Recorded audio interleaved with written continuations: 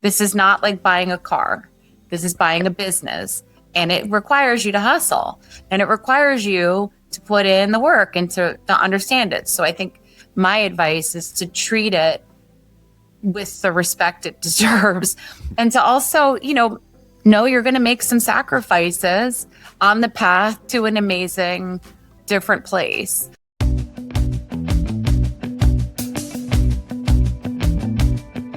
Hello, everyone, and thanks for tuning in to the latest edition of FranCoach's Franchising 101 podcast. I am Tim Parmeter, founder and CEO of FranCoach and your podcast host. Today, we have a guest coming in to talk to us, which is great because I'm about to lose my voice. So it'll be wonderful for everyone. This is not a franchise owner. This is not a franchisor, but a company in the industry. It's been around for basically the whole dang century, that has a huge impact on how much money and how easy it is for you to get money to loan for a franchise. Gives great insight into success rates of things with franchises, and just a ton of invaluable data that is there for everybody in this industry. So I am looking forward to this. I want to get my kind of data nerd and number nerd brain going with this. So excited to chat with our guest here in a minute. Quick reminder of who we are at FranCoach before we bring them on. FranCoach is the premier franchise consulting firm. Our number one goal is to properly educate you on franchise ownership to determine if you should own one. And if so, we're going to help you find your absolute best fit. Our educational approach ensures we focus on the client's best interest. We are not here to sell you a franchise. In fact, we don't sell anything. Finding the best franchise own is an incredibly personalized and individualized process that can only work with a team of experts focused on what is truly most important. That's you. FranCoach, our services are always 100% free to use, so reach out to our team. Click the QR code or find us at FRANcoach.net. Now, let's get back to the show. All right, folks, we are back on the Franchising 101 podcast and excited to bring on this guest. One, because I think she's awesome, and two, because I am very curious and eager to hear about what her company does. And joining us today is Edith Wiseman, and she is the president of FRANdata. Edith, thanks for joining us. Thanks for having me, Tim. We've been trying to get this figured out here for a while, so glad we're able to do so. And how are you feeling today? Because this is like, I always sucker guests into coming on by saying it's easy and I'm really nice and I lob them in, and then I come with the hard hitting things in about 2 minutes. So are you ready to go? I'm ready. Listen, my husband's name is Tim, so I'm prepared for anything that any Tim has to ask me. Okay, so if you respond in a way, where like you start yelling at me, I won't take it too personally. It's the name. Got it. Natural. Okay, got it. So then I'll start calling you Danielle, and I'll just feel right at home there as well. So, well, obviously, we want to talk all about FRANdata and the amazing things that they're doing in the industry. But this is always like hearing about our guests and their stories. So give us the scoop on Edith, kind of your journey and kind of even how you got into franchising. Yeah, it's kind of, I'd say a little bit of a boring story because it's been over 26 years with FRANdata.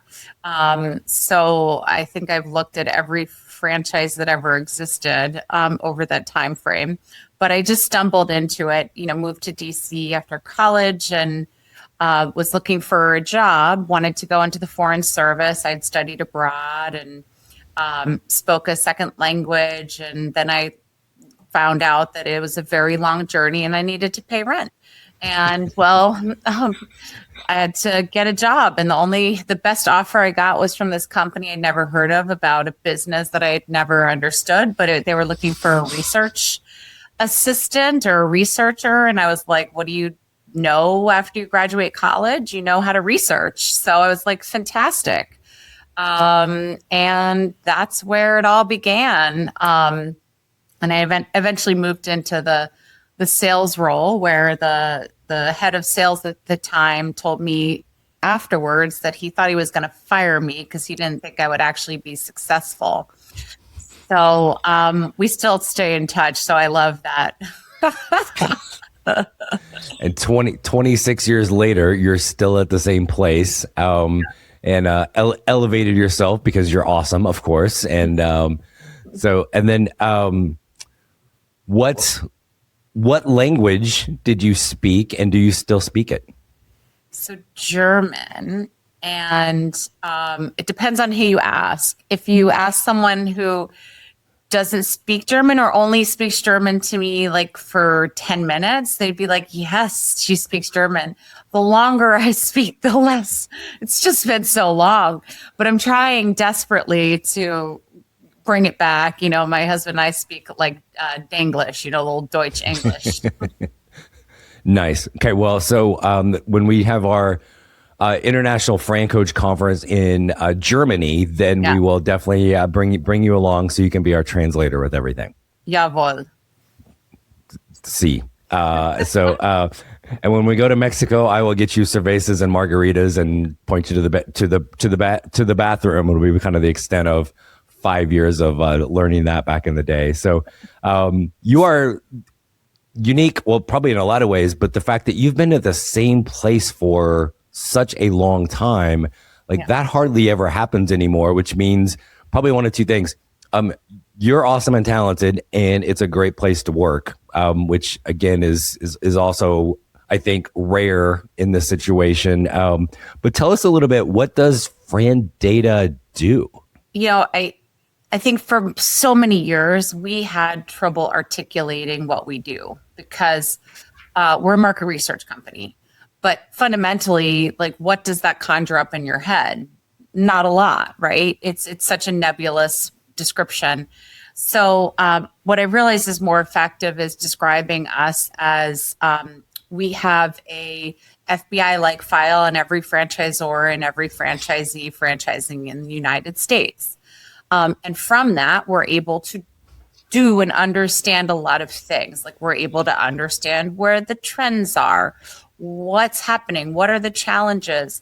And so as a result, we're able to study what's effective and what are best practices. We also are at the intersection of franchisee financing. Since we have this FBI file, we can credit risk rate franchise systems, and banks use those credit reports to determine if they should lend and at what rates and equity injection based on the strength of the franchise brand in relationship to the strength of the prospective franchisee borrower. Wow. Okay. So that gave me a whole bunch of questions to ask right there. So, and I love the FBI like file. So I'm going to start kind of where we left off. So that kind of credit side of things. So explain that a little bit more for probably me included with this. And so you're able to determine basically the credit strength of the franchisor, which then that impacts the type of loan, or can a candidate get a loan? Is that correct? That's right. So what we are risk rating is the quote unquote provenness of a franchise system to keep a franchisee in business and to repay the loan. Obviously, a franchisee is responsible for ensuring their own success. One would argue that as a system, you're setting up marketing and training and things that are going to support franchisees, and the franchisee network that's going to lever off of each other, that's going to improve success rates. So our credit score has been in existence for over 12 years. Before that, we were credit rating without a credit report, right? So we've always had banks as customers. In fact, we were owned by a bank for many years. And so the proprietary credit scoring we apply to every franchise brand that has 50 units or more or has been franchising for 5 or more years. We pre-credit risk rate any brand that is younger than that or is smaller than that. And what it does is it tells lenders, what's the likelihood that any given franchisee is going to be successful? So, so let's say, for instance, it's similar to like a FICO score. If a franchisee has a franchise system has a 550 score, which would be considered a higher risk. But the franchisee itself is very strong, has experience. It doesn't mean that there aren't any successful franchisees in a franchise system that scores low. It just means that the franchisee has to bring a lot more to the table to balance off the issues that may be occurring in that franchise system. So that's just an example. So in that situation, that franchisee would have to bring more to the table. Like, is it that financially, skill sets, kind of all of the above get factored into that, or is it just purely financial? It's both. It could be mitigating factors. I mean, think of it this way. I'm just going to use a well-known brand that everybody knows to articulate kind of the whole risk equation. So Dunkin' Donuts, Dunkin' brand, is very well known in the Northeast and further down on the East Coast. But when they were trying to go to California and Texas, their initial entrees into those markets were not very strong. So if Dunkin' as a franchise system had a low credit score, if it was in the Northeast, which is a mitigating factor, the performance in the Northeast, then that's a different credit assessment than a franchisee that's going into Texas. So that low score could be a combination of where is it located? Is it in a strong market for the franchise brand? Or is the franchisee particularly strong because they've had industry experience and they have financial backing? Or, they're just so wealthy that no matter what happens, they can pay back the loan, right? So that's, those are some of the variables. Got it. Okay. And again, and you kind of alluded to this, but a franchisor that maybe their kind of credit rating is a little bit lower doesn't necessarily mean it's a bad franchisor. You go into there, you're going to fail. Or on the reverse, like, well, this brand is like, the best credit rating ever, doesn't mean that automatically means you're going to succeed with that. It just really is factored into kind of the ability to get the loan to be able to be that franchise owner. Is that correct? For franchise systems that have high credit scores, that means that their historical unit success rate over the last 8 years has been, like, if it's in the high bracket, it means that it's been close to 100%. So yes, if they have a high score, then the likelihood to have to stay open is high. Right. The question that a prospective franchisee has to answer, which is slightly different than a lender, which is how much money can I make? So the credit scoring is not rating it based on like, oh, is this the best franchise investment? Is this the highest potential income or profit that I can generate? Is this the best ROI? Like, that's not the calculation. And I call it a franchise system credit score. It's not on the franchisor, it's on the entire system. So think about average revenues, trends compared to its peers, success over time of all franchised units. So those are the variables that we're taking into consideration. Got it. Okay. And so through some of all of the, and I am guessing, intense levels of research that's going into this constantly, it's giving you insights into some trends, right? In franchising. Give us an example of one or two trends that you have seen here over the last maybe 6 months or a year in franchising. Well, I think there's a lot of trends that are going on. So one trend, if I just look at credit scores, there are certain industries where the scores have been going up. And so that is, gives us an indication of whatever is changing in those industries there's something fundamentally that's helping to improve those scores, right? So like we've seen an increase in the median fund score. That's the name of the credit score in the child related industries. So that's just one example. We've seen an increase in the automotive. There's a few where the scores seem to have meaningfully increased. So there's an improvement in the overall environment for those brands, for the brands within those industries. Do you get so deep into knowing, okay, so I'll use automotive as an example. It was like one thing pops into my head right off the bat, but like what's going on kind of in the country or the environment, society, that's creating that increase in the scores in that particular industry? Well, it could be a lot of different things. So unless you like dig into the individual brands, it's hard to say for sure.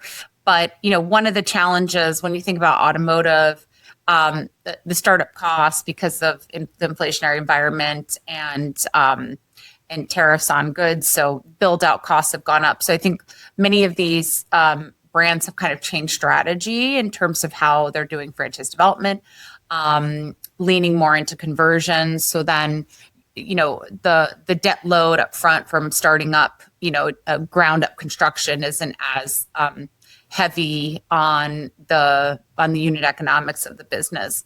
So I think sometimes there's different strategies. We're overall seeing a shrinkage in square footage in most of the retail environment.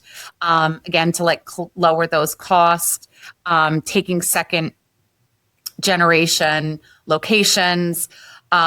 So I think sometimes there's a lot that goes on to make a brand or an industry kind of improve the outlook, in spite of all of the whatever's going on in the overall industry or environment. No, and it's a good point on the square footage on a lot of things that are brick and mortar.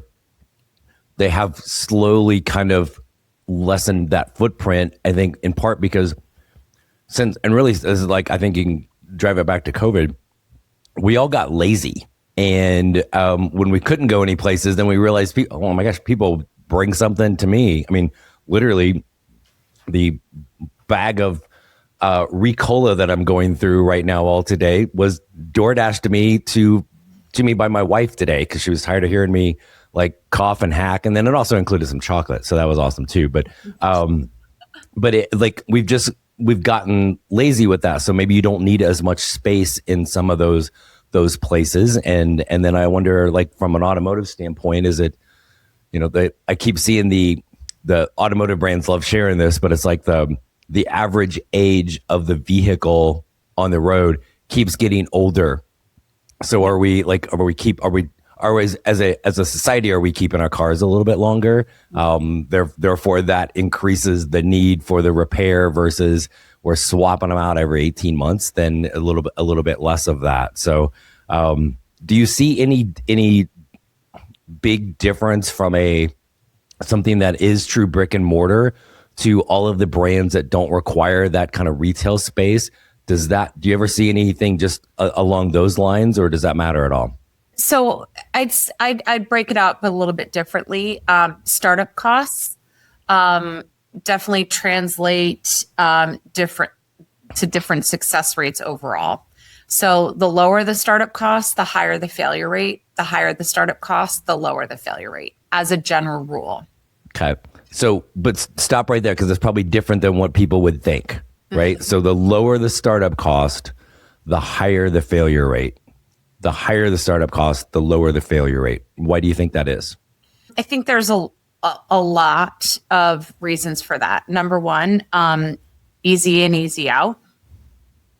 The second is oftentimes lower investment franchises require a lot more, what I would say, a lot more hustle in more sales efforts, so you think of low startup costs as you've got a lot of sales requirement. Higher startup costs, typically your people who have more money are going to have had that for a reason, have run something successfully, maybe had a business before. So if you're talking, a few $1 million investment, there's a sophistication level with an investor that's achieved the ability to acquire that capital either through financing or through their own funds. So I think there's probably a diligence level that's might be a little bit higher, but also the barrier to entries are higher. So there's a couple of things underneath that. And they're more complex operations. So, you're going to have more screens, right? Like your lender's going to be like, I need to make sure you know what you're doing. Right. You're going to sign leases. Probably the landlord needs to make sure you know what you're doing. So there's a lot more rails to get to the finish line. And then once you're in, it's a lot to lose. Yeah. Yeah. To walking away from a $2 million investment is a little different than walking away from a $200,000 investment. I mean, it's all relative to that, but I think there's definitely something there. And then I think, I think this happens just in general, even on the brick and mortar. Sometimes they get such a wide range in the FDD that's probably a little misleading on the total investment range.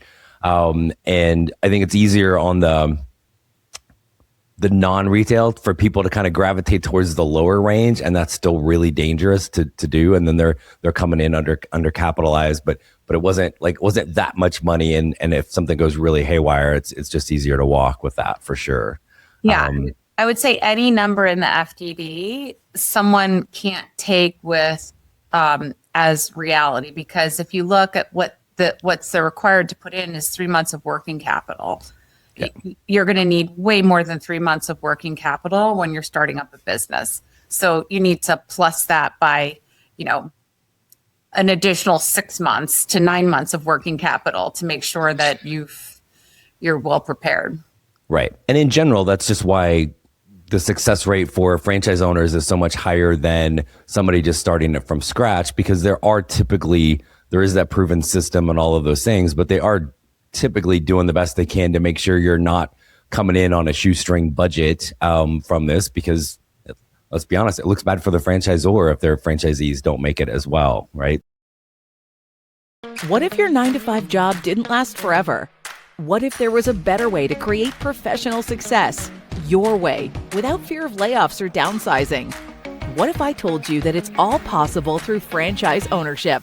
Franchise ownership gives you a proven playbook to execute, so you can be in business for yourself, but not by yourself. But with thousands of franchises out there, how do you know which is the best one for you? That's where FranCoach comes in. FranCoach will help build out your ideal business model based on your talents, skills, and core values. Then use our proprietary knowledge of the franchises to bring curated options based on what you want, and then guide you through the vetting process until we find your best match.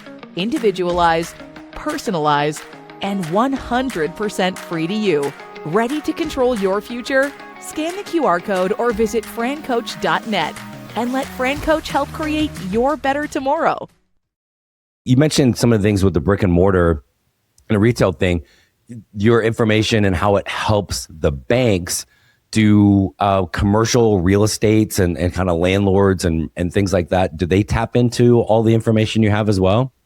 Yeah, I would say that most times it's the franchisor who is using our information for landlords. So we have a website called the Franchise Registry, and lenders have access through a username password to that site to get access to all the credit scores and information about franchise brands. And we actually encourage franchise brands who are members of the Franchise Registry to put more information to educate lenders. But the franchisors are usually the ones who are experiencing the issues with the landlords, because the landlords say, oh, you're only 50 units. We don't know enough about your risk. And so the landlords will use our information that we're doing without the brand involved, and they're able to provide that to the landlord to show the strength of the system to make it easier for their franchisees to secure better lease terms.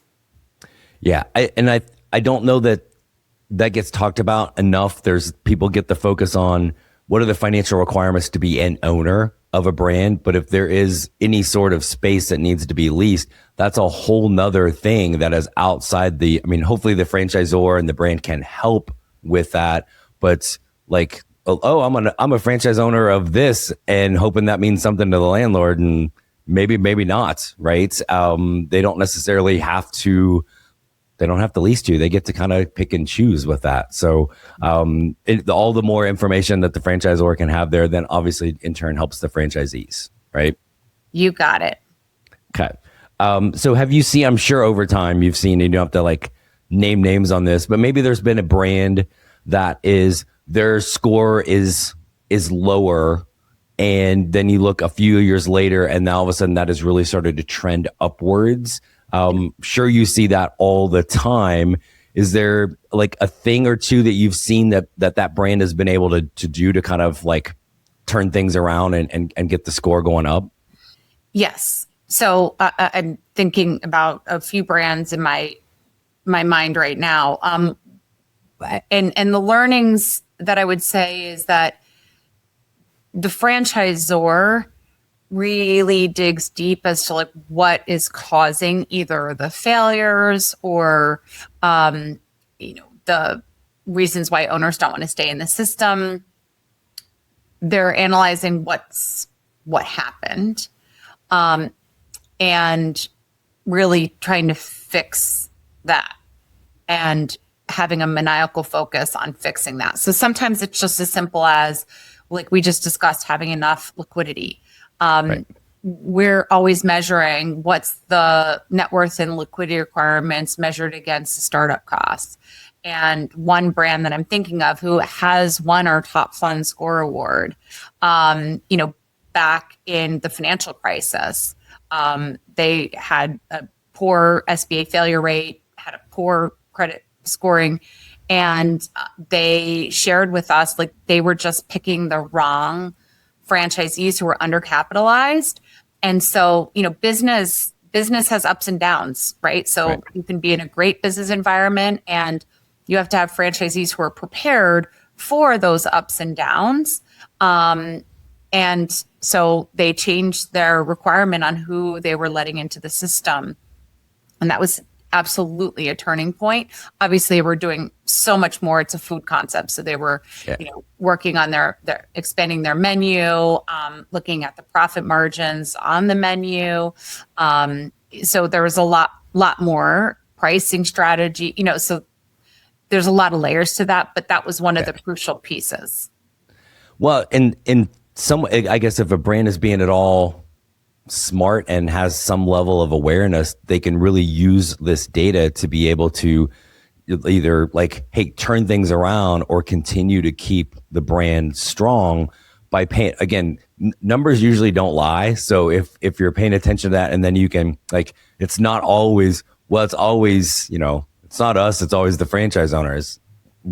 Really? You were involved with that process somewhere along the way, right? So kind of creating that awareness to be able to do that. And I'm guessing, is there, I could be wrong on this, some sort of similarity to if I look at my own personal credit score and I'm like, oh, look, it's 500 and I can't blame that on everybody else because I'm the one somewhere in there that just didn't pay a whole bunch of bills, right? Somewhere along the way. But I can have somebody kind of coach me on how to improve those things. Do you guys do that at all with the brands of like, here's some tips along the way to try to get things better? So we only give the credit reports to brands when we can sit down and actually go through it with them. Because we need them to understand. Obviously, it can be a very emotional conversation if it's not a good score. And so brands get defensive or they say you don't understand.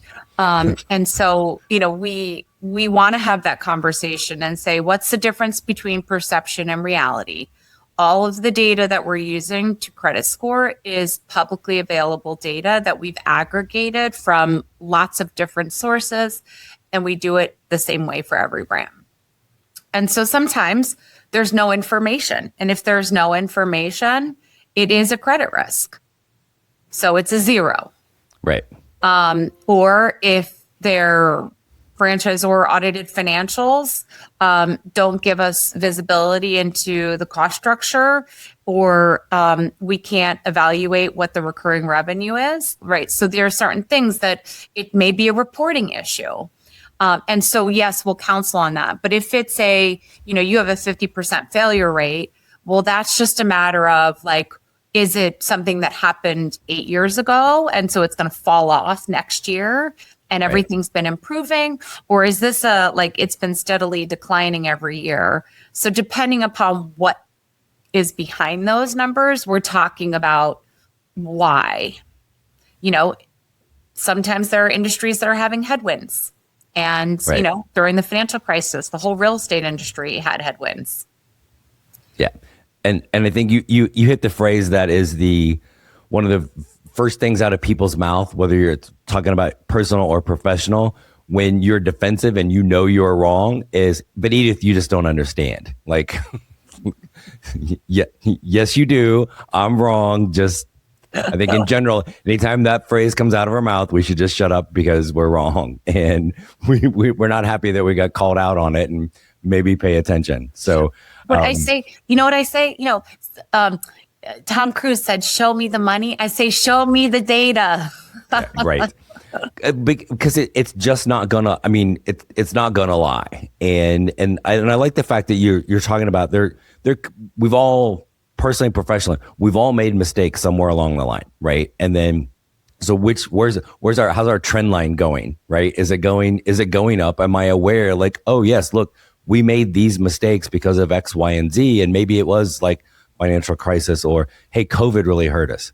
Okay, are we sure that was it, right? Like, and maybe, but there's no person or no business out there that has zero room for improvement, right? And so being able to use the data that's compiled by you guys versus let me compile my own and skew it so it says what I want.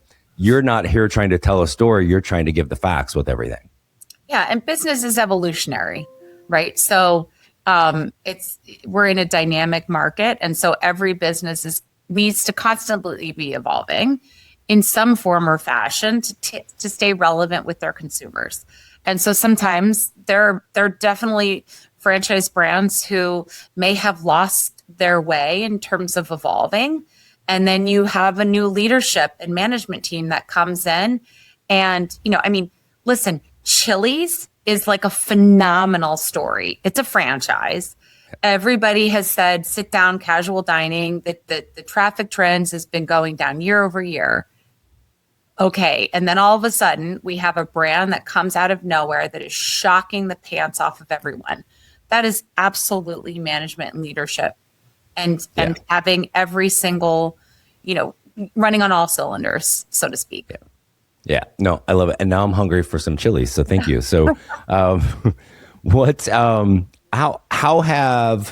have you guys as an organization and the things that you're doing, how has that evolved over time? I'm guessing it has, but maybe what's an example of things that how you guys have changed as well to make sure you're providing the best possible data?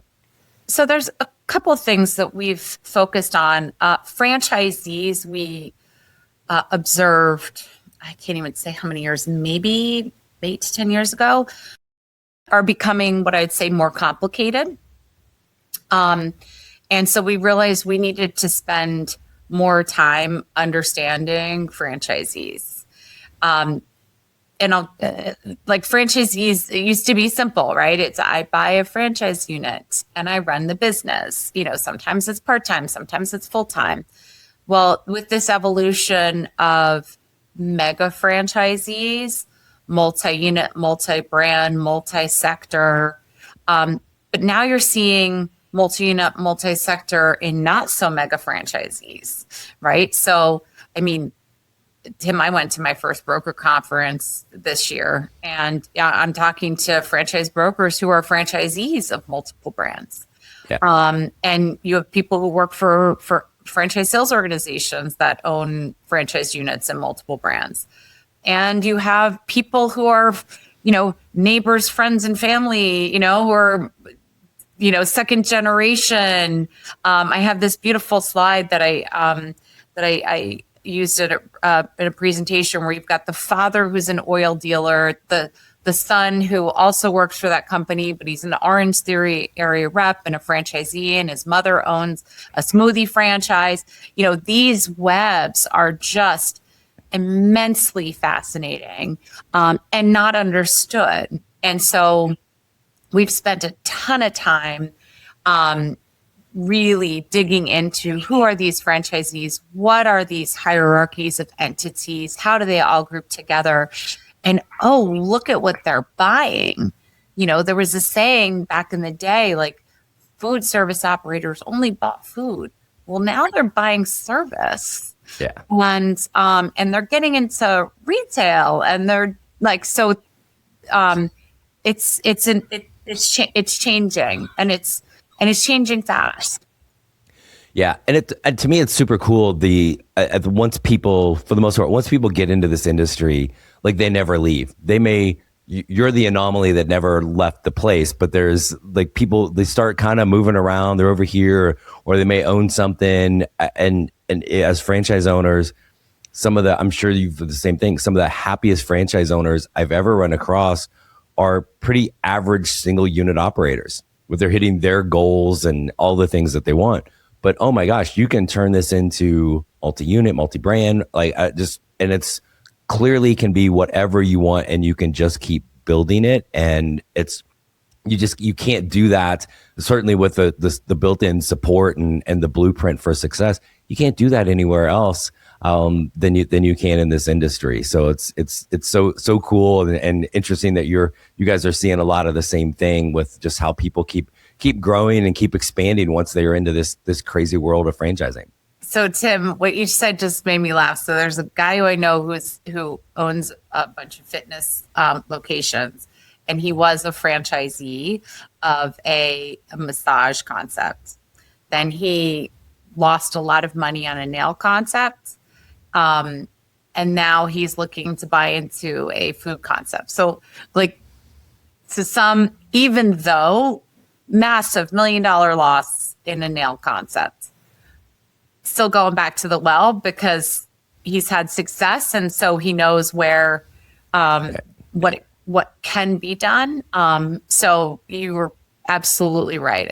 Once you get the FRANdata tattoo, it never comes off, but it's kind of I call franchising the big abyss. Like once you're in, you're like never getting out. Yes, no, for sure. And I always tell years ago I had clients that they had just sold their 52 units of a Taco Bell. And so, which imagine the payout, that's pretty good payout of 52 to the private equity firm that bought them.